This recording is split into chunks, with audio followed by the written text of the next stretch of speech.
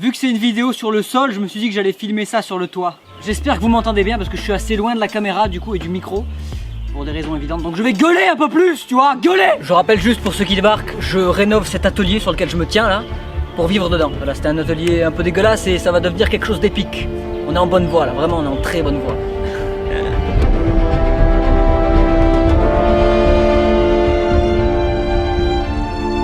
Là maintenant je vais boucher tous les trous qui sont au sol, c'est-à-dire je vais prendre du béton bien liquide et remplir tous les trous au sol. Alors vous voyez là, ce merdier pas possible, c'est rempli de trous là. Je sais pas ce qui s'est passé quand ils ont coulé la dalle, mais ici il y a plein de trous. Pareil dans les coins, quand j'ai gratté, je suis tombé sur des endroits plus profonds que prévu. Dans chaque coin il faut que je comble, il y a des trous partout là, le relief, ça tombe profond quoi. Donc si je veux mettre du sol et tout et que ce soit bien isolé, il faut que je bouche ça avec du béton liquide. Pareil dans des petits endroits comme ça, il y a des trous. Qu'est-ce que c'est que cette saloperie là-bas? Bon.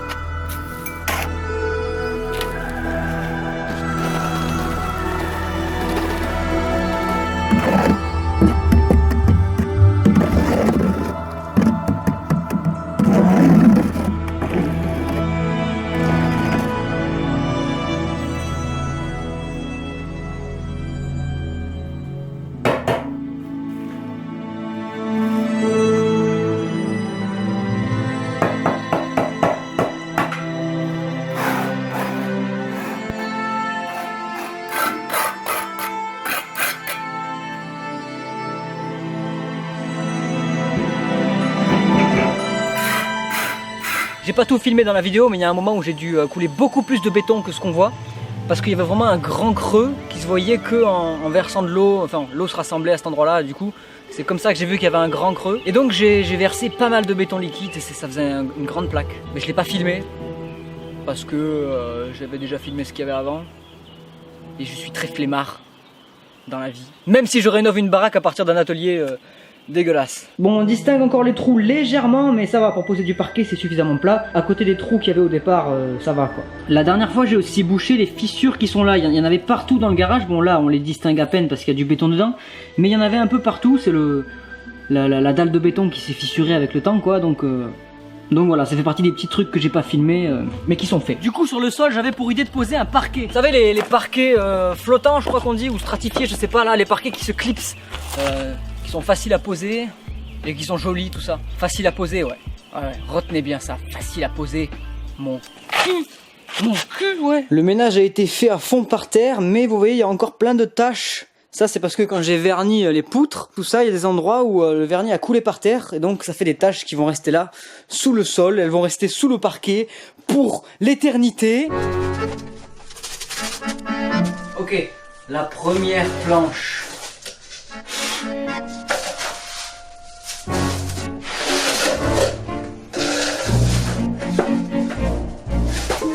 Ça marche.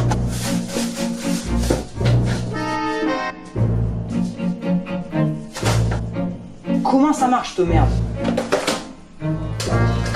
Même là, je veux dire, c'est du travail de porc.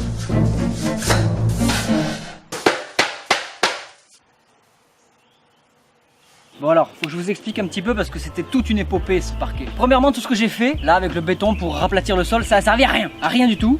Enfin, si, ça a dû servir un petit peu, mais le sol était toujours défoncé. Du coup, mon parquet, impossible de clipser. C'est-à-dire, je l'ai posé plusieurs fois, j'ai essayé de plein de manières différentes, etc. Il finissait toujours par se déclipser ou par faire des vagues dégueulasses. Et les angles se déclipsaient, donc ça faisait des pointes qui sortaient en l'air.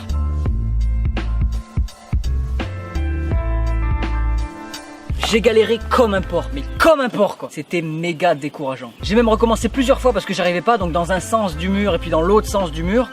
Et c'est pareil, ça revenait au même, à chaque fois ça se déclipsait, ça marchait pas.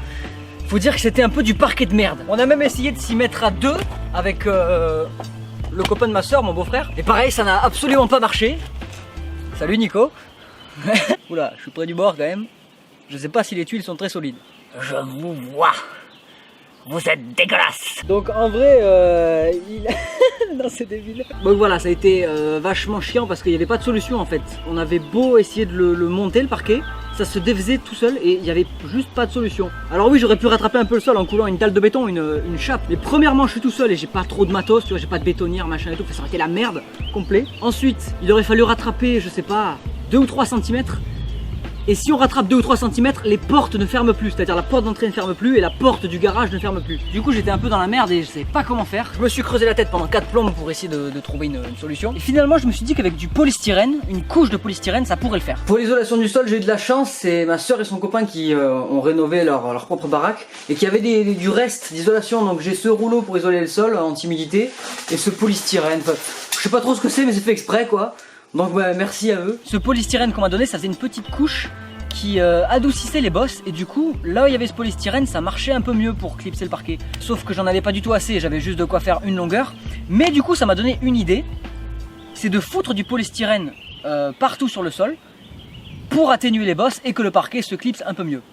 Et c'est ce que j'ai fait et ça a marché à peu près. Donc c'est ce polystyrène là que j'ai dû racheter qui fait 4 mm apparemment. J'ai l'impression que c'est moins, mais bref. Et grâce à ça, ça rattrape les bosses et tout ça et... Attends, t'es ouf.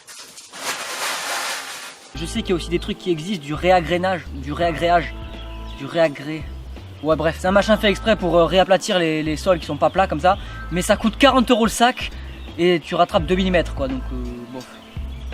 Non merci. J'ai même mon cousin qui m'a donné l'idée de foutre du sable sous mon parquet avec une bâche par dessus pour éviter que les grains remontent hein. Mais ouais c'est vrai que ça aurait pu le faire en atténuant les bosses, ça aurait fait une sorte de coussin de sable en fait. Mais je me suis retranché sur du polystyrène parce que j'avais déjà commencé. En fait mon polystyrène à la base c'est un truc qu'on met sous les tapisseries pour isoler les murs. Donc c'est pas fait pour ça mais ça a marché, ça a très bien marché et du coup c'était moins cher et en plus ça m'isole encore plus le sol.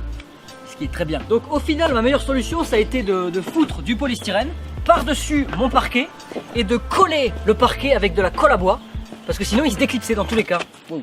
Sinon il se déclipsait dans tous les cas. Donc j'avais un pot de colle à bois et je le foutais dans les angles là et hop je clipsais. Et ça a tenu, comme ça tient et voilà.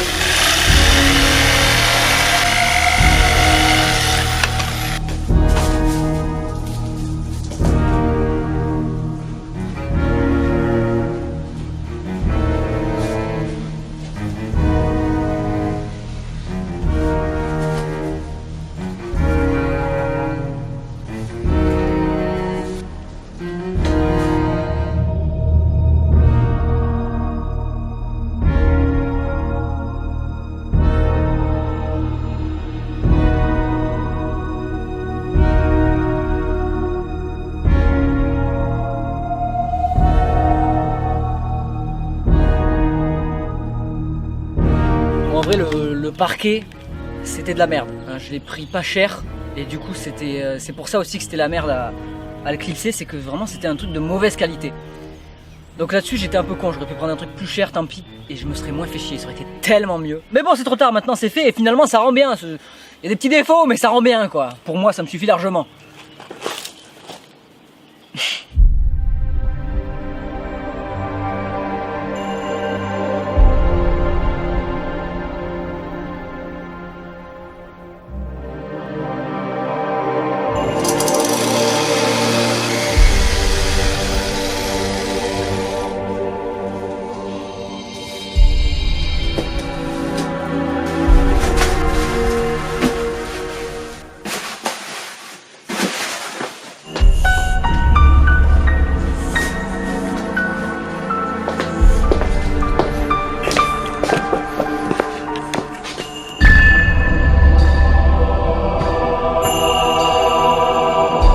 Pareil, c'était un parquet de mauvaise qualité aussi parce que à la fin, quand tu arrives au bout du mur, tu dois couper pour être pile poil parce que ta latte est souvent trop grande et tu prends ta chute, tu la remets au bout. Mais de faire ça, ça fait qu'il y a un décalage entre les lattes d'un tout petit peu à chaque fois et donc ça te fait juste un petit escalier et cet escalier, il a tendance à se sortir en même temps, donc tout ton parquet sort. Et c'est ce qui m'est arrivé, c'est compliqué à expliquer. D'où l'utilité d'acheter un parquet de meilleure qualité. Je sais pas si vous avez compris mais je vais vous montrer les images, là vous allez comprendre.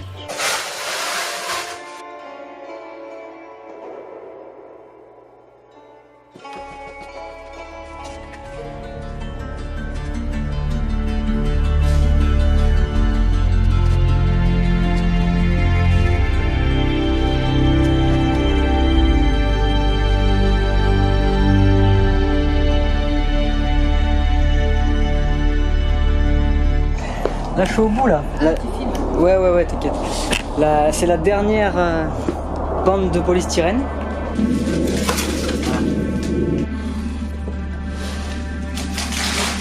C'est cool. Tu peux marcher dessus hein, si tu veux, vas-y.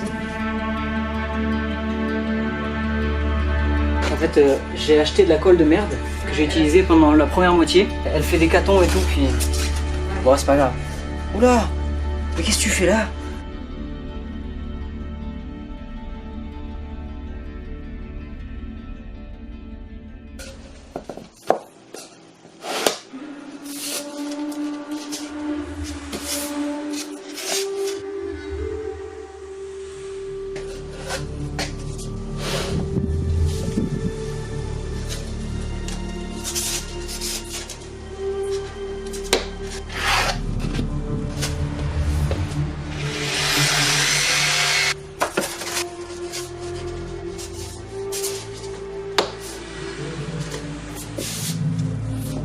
J'ai quoi?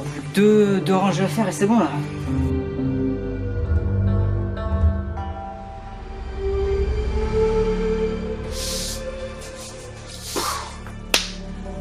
Ok, c'est la dernière rangée.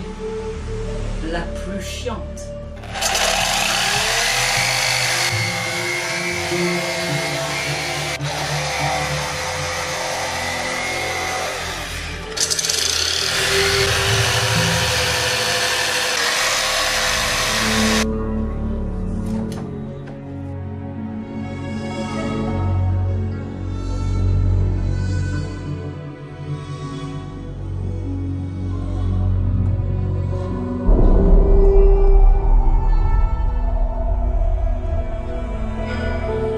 Voilà, je suis vraiment au bas.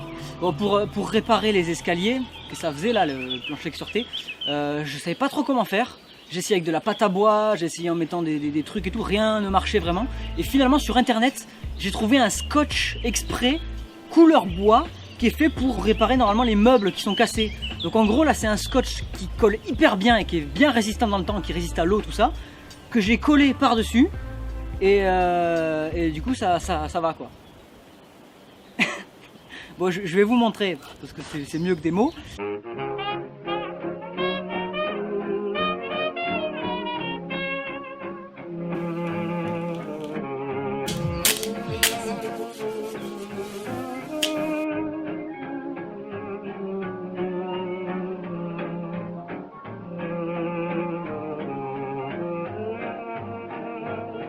Et comme un trou du cul, en fait, le scotch a pas la même couleur que le parquet. Merci internet et ses photos. Waouh, disons, il est invisible mon scotch, il est vraiment invisible, hein. Waouh. Oh mais lui aussi il est invisible. Waouh. Bon, c'est pas méga esthétique, mais au moins il y a plus de marche d'escalier qui coupe et voilà quoi. Je sais pas si je vais laisser comme ça ou si je ferai un autre système un peu plus joli parce que c'est vrai que c'est pas top, surtout que là j'en avais pas assez donc c'est pas fini en fait, ça s'est coupé au milieu, faudra que j'en rachète mais bon. Là j'ai fait le plus important, ce qui dépassait vraiment. Putain, je me rends compte comme un con, j'ai même pas filmé avant que je pose le scotch quoi. Au moins je me blesse pas quand je marche pieds nus parce que les angles de l'escalier qui sortaient, c'était des pointes coupantes, des vraies échardes quoi. Et du coup pour finir mon parquet, j'ai mis des plinthes partout sur les bords des murs. Et ça a vachement aidé à tenir le parquet au sol bien comme il faut. Là maintenant je vais mettre des plinthes dans les rebords ici, là où le parquet est mal terminé. Comme ici là. Voilà, je suis obligé parce que mon sol est tellement défoncé que je suis obligé de faire comme ça quoi.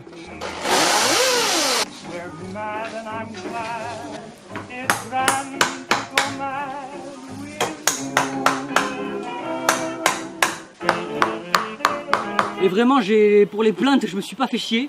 J'ai pris des litos. Et pour les petites plaintes que vous voyez, c'est des piquets de tomates. Juste des piquets de tomates tout simples que je visse. Et ça fait le taf hyper bien.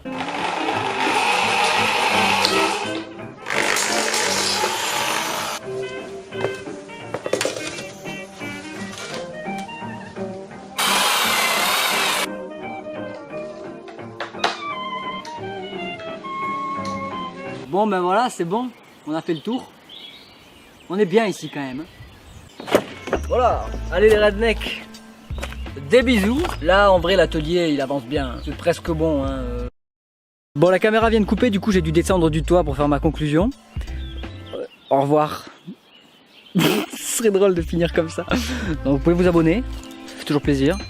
Me dire ce que vous pensez de l'atelier en commentaire. En vrai, il valait mieux que je finisse par au revoir. C'était une meilleure conclusion. Oh boy! Vous n'avez jamais regardé Exodia la série? Mais vous êtes complètement à la masse, mon pauvre! Vous savez que c'est quand même une série incroyable. Moi personnellement, mon épisode préféré c'est le 17, hein. Après faut regarder les 16 premiers pour en arriver là. D'ailleurs, pour la saison 2, je cherche des gens. Des monteurs vidéo, des cadreurs, une actrice et plein d'autres trucs. Contactez-moi donc à cette adresse mail si vous voulez tenter l'expérience Exodia. En plus, la série est disponible gratuitement, c'est le prix le plus abordable. Et en intégralité sur la chaîne ici, vous avez juste à cliquer là, c'est l'épisode 1.